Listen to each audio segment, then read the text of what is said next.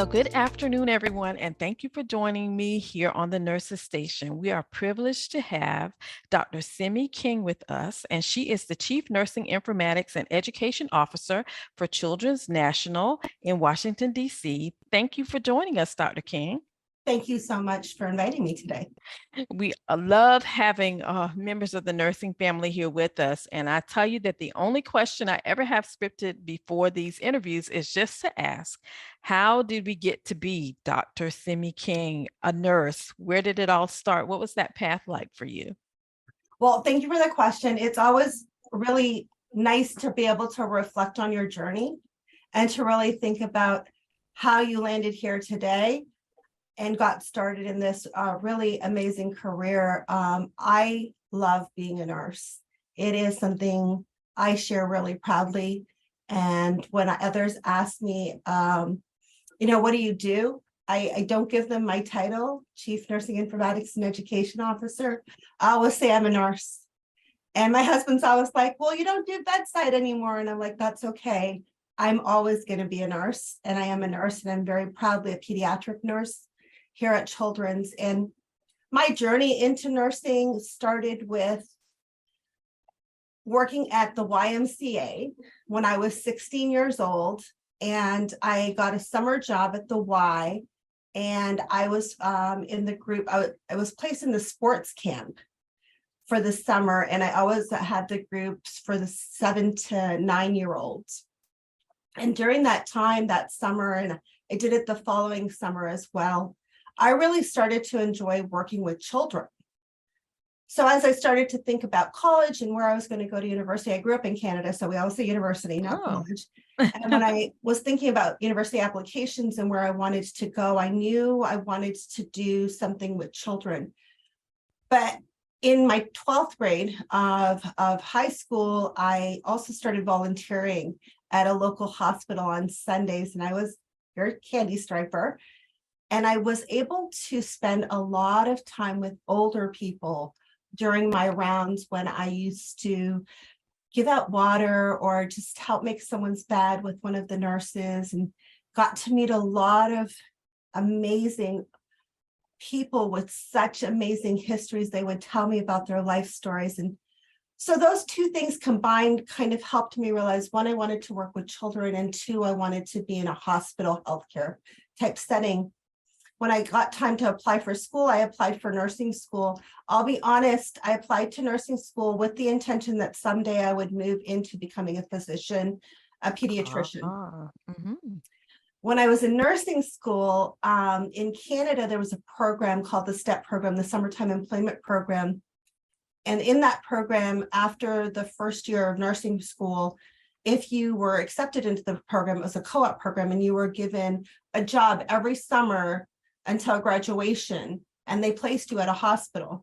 Well, I happened to get placed at the #1 best pediatric hospital in all of Canada, and probably at the time I thought the world. Now it's Children's National, but at the time, an amazing place to work. And so I was given the opportunity to be at that hospital for 3 summers in a row, as well as my senior practicum for nursing. So by the time I graduated from nursing school, I had done countless of hours of pediatric nursing, in cardiology nursing and general pediatrics and neurology nursing and psychiatric nursing. And it was really clear to me that I wanted to be a nurse. I was able to actually see what the experience was for the nurse, what the experience was for the patient, as well as for the provider. And I really thought that it aligned best with me being a relationship-based individual. I like to form relationships with others and understand their story and how I can contribute to the health of it. So I never applied to med school. I have been a nurse since 1995. I've enjoyed every minute of it. And nursing has also enabled me to really not just give back to patients and families, but to the community, because we've had so many opportunities through nursing to be advocates, to be part of the community, even through Children's during COVID with vaccine clinics and other opportunities. And so I feel like nursing is a profession that allows for many different venues and avenues in which to heal others, help others, and really try to achieve health equity. That is an amazing story, Dr. King. And I will tell you that a lot of us went in thinking we would be physicians at some point, and then, realize that this is my home. This is the space that I need to be in. And I love the fact that you love relationships and stories, because knowing the story is so much a big part of caring for the patient, because it's what makes your patient care so individualized and unique.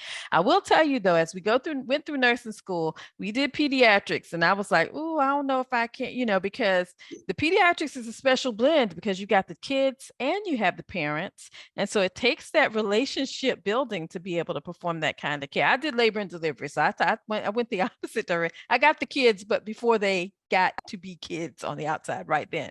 And then I turned them over to peds. So that is a really special group. And I've seen a lot of good work done in pediatrics. Now, it's always interesting to me how I get to find guests. A lot of times, Andy will find guests that we just read about, but he and I both actually saw a piece that was done on one of the morning shows about telehealth and how you all were using that there at Children's National. Can you talk a little bit? Because I know for most of us, telehealth was something that we heard before COVID, and we knew we were going to get to it at some point, and then COVID came and everybody was like, ooh, we got to figure out what to do.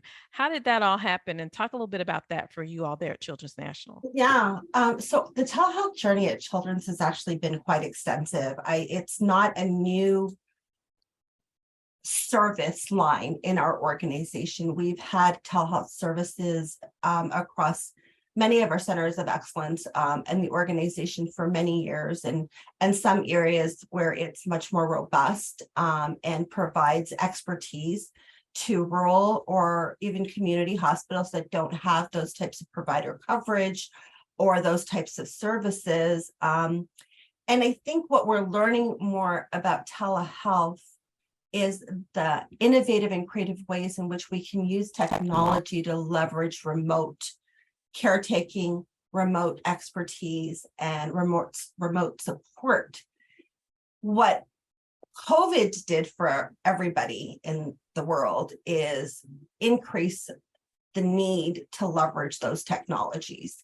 And of course, Children's was already on a journey to increase that footprint of telehealth within the organization. What happened is it had to happen now.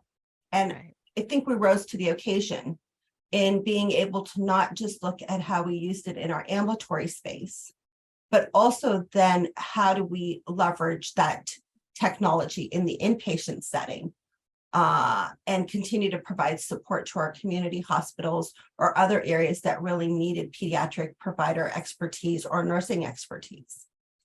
And so right now, our telehealth services not only include ambulatory services, our Children's National Heart Institute, our other expert services, even with emergency medicine, but we've now expanded to even, they're getting ready to, if they have not already implemented, the school services program. Oh, wow. Something that's really unique to Children's National is that we have nurses that are Children's National employees who actually work in the school system in the District of Columbia, as well as Prince George's County, and provide those healthcare services. And now the growth of our telehealth program is really aligned, looking at the social determinants of health, really looking at how do we create access to healthcare for our patients and their families without disrupting their daily lives or their ability to continue with school that day, or the parent missing the day at work, to really think about it in a way, again, that's patient and family centered, and really think about what is the best way to offer health care in an equitable manner to this individual family and this patient specifically. When you look at telehealth more creatively, or when you think about virtual nursing using a telehealth type platform, what we're starting to see is that we can not only provide provider to patient services or clinician to patient services, but there's an opportunity to really leverage the technology in nurse to nurse support. And during the pandemic, again, especially with the disruption in the academic environment, what we found was many nurses were graduating from school with less clinical experience and a Yes. need to really have a support system that enabled them to feel comfortable and confident in their work.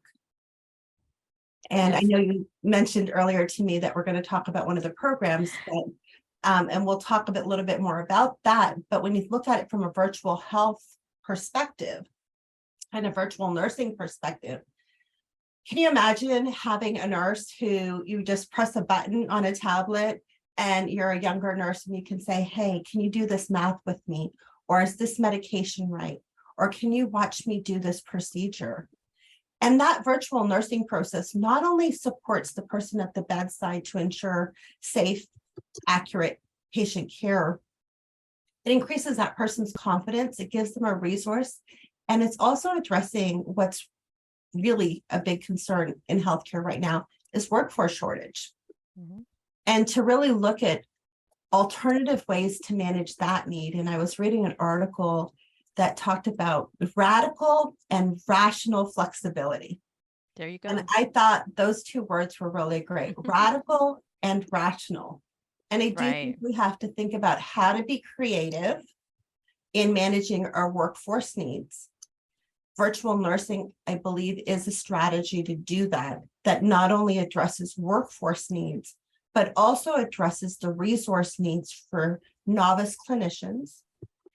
And other hospitals are also using virtual nursing to address patient care needs, whether it's as an observer or to do intake like admissions or discharge processes even.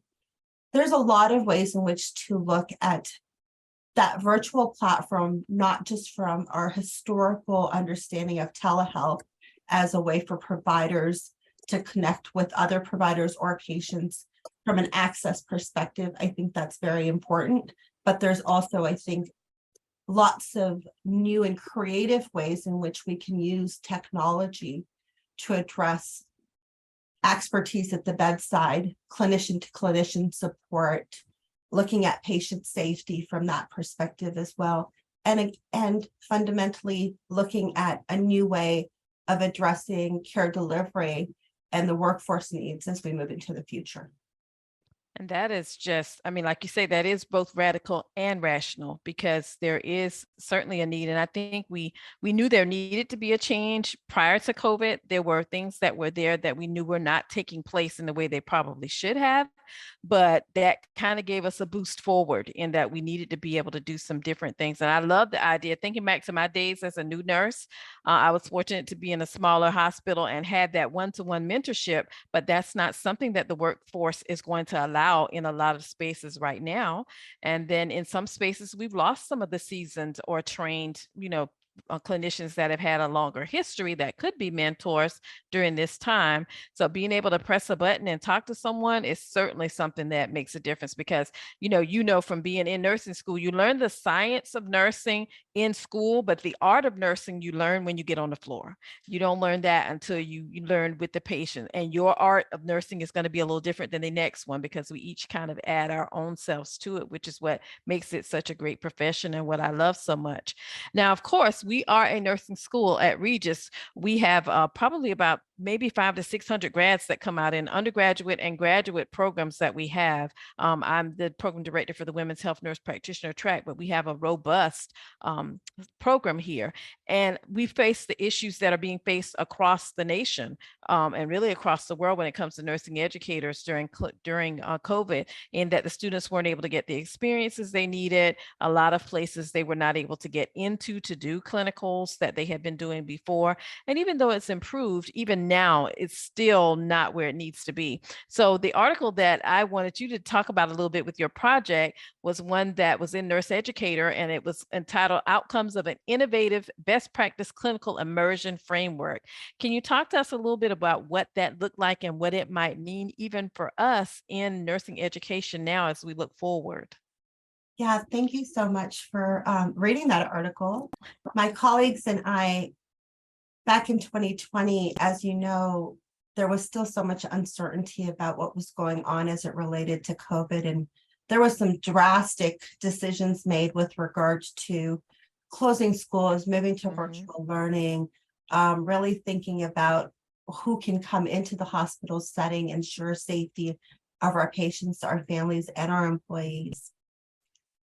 And for me, one of the things that I spoke with my CNO, Linda Talley, with was that we have this summer immersion program. We've been having this summer immersion program called Launch for more than 20 years. It's an opportunity for nursing students to come into our setting and to have a paid employment experience that now allows them to understand what pediatric nursing is, to help them make an informed choice about becoming a pediatric nurse. And we didn't want to cancel that program, and we weren't going to cancel it, although we knew when we talked to other colleagues in other pediatric settings as well that they were going to cancel their programs. We made a decision that we would move forward with it. And it got me thinking, okay, we've got these students. What can we do to address the academic need that's currently existing with regard to clinical hours and clinical experience? I reached out to a couple of colleagues locally in the District of Columbia at Catholic University of America, Conway School of Nursing, Trinity Washington University School of Nursing, and Howard University School of Nursing. And I had relationships with them in my role. I oversee our academic affiliates. And I taught part-time informatics at Trinity, and I taught part-time at Catholic in the past. So I had these relationships that already existed. And I said, let's try this. Let's see if we can make some revisions to the syllabus. Let's see if we can reach out to the Board of Nursing and get approval and offer academic credit, specifically clinical hours, to the summer experience. And they were on board, no questions asked, right away. We knew we had a very short time frame, and we said we were going to make this work. Then Denise, Dr. Pope, reached out to the Board of Nursing, got permission that it was fine to use those hours towards school, even though they were paid hours. The three faculty, Dr. Pope, Dr. Slosowski, and Dr. Winfield, they met. I said, I'm going to leave the curriculum up to you because you guys are the experts. And they met biweekly. They looked at congruencies and incongruencies in syllabus, and we emerged with a single syllabus with assignments that could be shared across all three schools. In 2012, I had created a learning platform called RNs Connect, with a vision back then that it would be something that would allow for internal and external access to nursing education, specifically in pediatrics. And we had used it in Lesotho, Africa for some nurses and nurse practitioners. Our school services nurses and our ambulatory nurses use it quite frequently because they're not co-located. During COVID, we leveraged it for central nursing orientation and our nurse residency program. And so it provided a great platform for us to use for this program as well, because I was able to give access to faculty across different schools and students in different schools on this singular platform in order to access the assignments and do the work. And so that's what we implemented in June of 2020. We had 16 students who were eligible. So 16 students across their respective schools were hired in our program and were eligible for it. And we were able to have them complete the assignments. Their faculty also met with the educators here to make sure we're staying abreast with the school requirements. And they were able to successfully complete that program. We were also, we had 7 students the following year in 2020 from those areas. And so total so far, we've had about 25 students go through that program.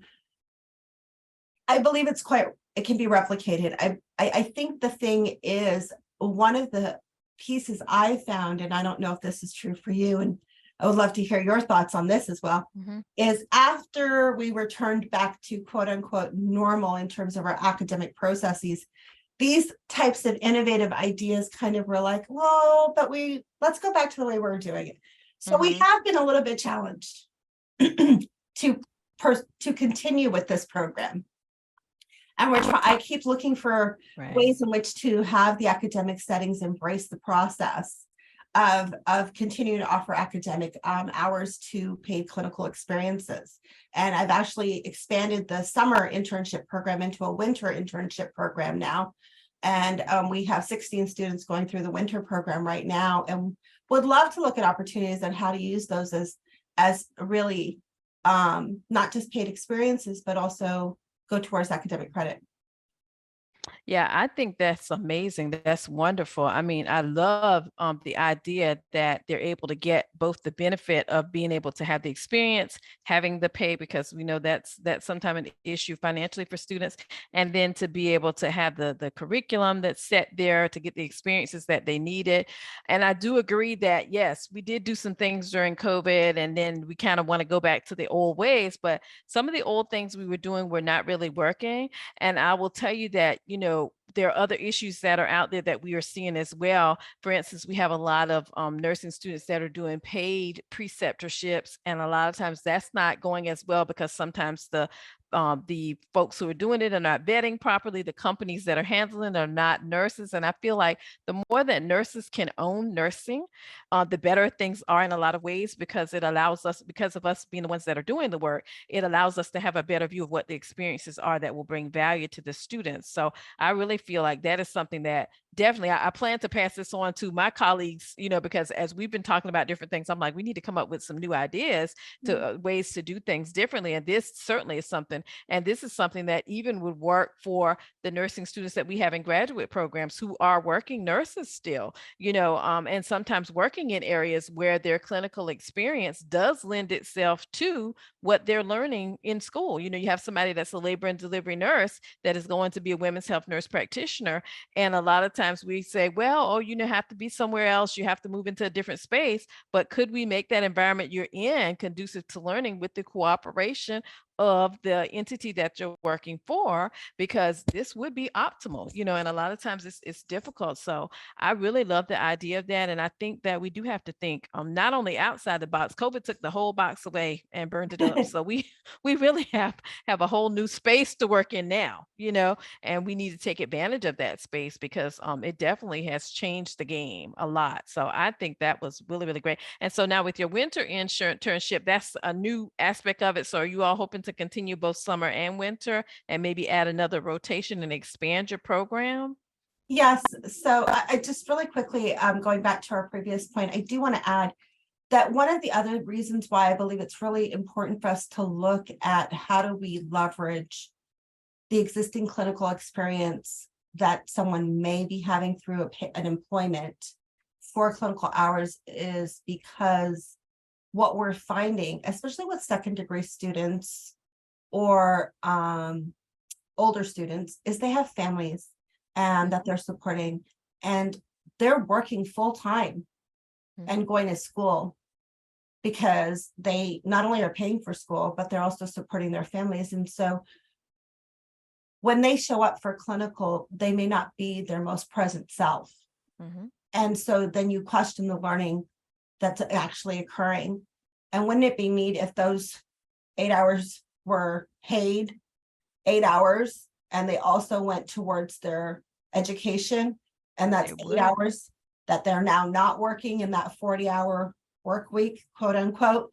Mm-hmm. So really looking at the social determinants of learning or education as we think about social determinants as a whole and an individual's capacity to actually be successful through the learning process and subsequently into their profession, where there's an opportunity to eliminate unnecessary hardship, I think we should seek that so that they do emerge knowledgeable rather than just going through the steps. Exactly. Yeah. Mm-hmm. Yeah. You're right. With regard to the launch program, yes, we're going to continue to look at how do we offer it in the winter as well as in the summer, because we know that some programs graduate in May, some are graduating in August, some are graduating in December, and there is, depending on those school programs and semesters, not every student's eligible for a summer internship because they're actually in school all summer.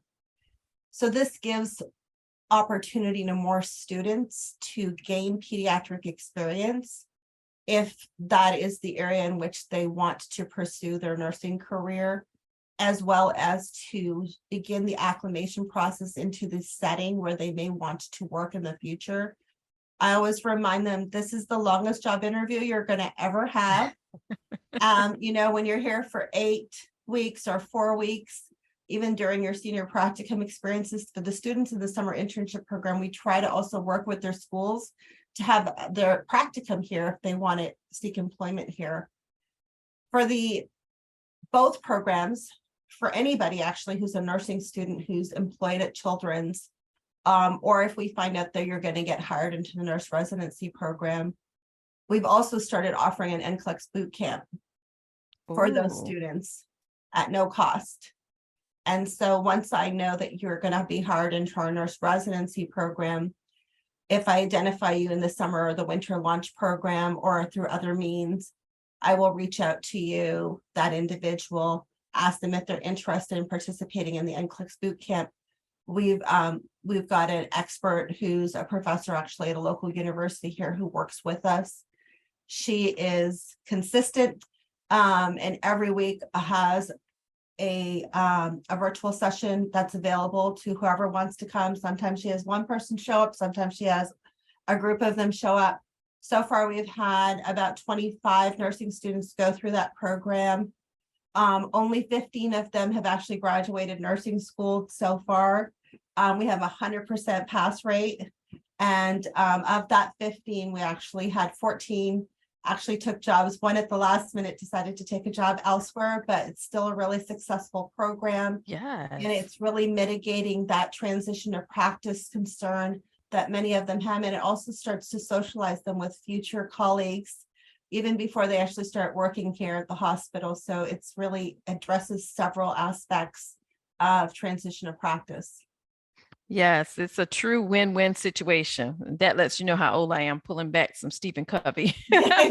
But yeah, when it really is. So I would love to even see this. I'm sure and I'm hopeful that you all are presenting this at a lot of the national conferences that are coming up so that we'll be able to have other folks take a look at what this looks like, because this is a perfect, type of arrangement to be able to have that. And I'm glad that you addressed that with the students raising families. I was a non-traditional student. I didn't take my first nursing class till I was 36, divorced with 4 kids, an old Chrysler van, all the things. So, I was that person that was working and showing up looking like they'd been up all night because they had, And so definitely this is an opportunity that would be great for nurses as they look forward to this right now. And for people who are going into nursing school and even with graduate nurses, it would be a great opportunity.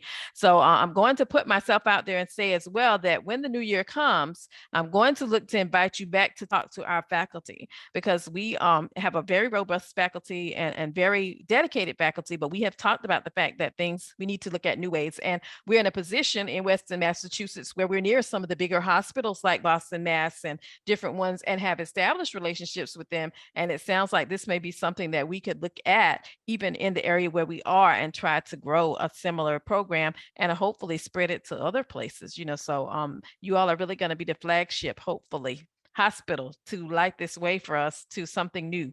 Well, I would be happy to come back and to talk to you more about other topics. I would be happy to invite my colleagues who have been part of the work as well. And, anytime that you'd like for us to do this. Yes. Yeah. What we're gonna do is I will definitely after we're done with the taping, I'm gonna get make sure Andy has your information, because we have meetings that come up, our master's committee meeting and all the different meetings that come up. And I want to ask my director what's the best meeting to have you all come to actually present this to us, because I think it's something that if the right folks can hear it and really see the success that you've had with it, that is something that we could also be able to duplicate, here where we are as well. And it would really be something that would benefit the institution, benefit nurses, benefit students, and benefits patients, which is what we want in the end, because we have somebody that went through nursing school but didn't look like they came out of a battle like some of us did years ago. Thank you so much for being with us today, Dr. King. I really appreciate the time. And as I say, every time I meet a nurse, it convinces me more and more that this is such a great profession full of some wonderful, amazing people like you. Thank you so much for inviting me. And I hope you guys all have a wonderful holiday season and just wishing you so much joy into the new year. The same to you.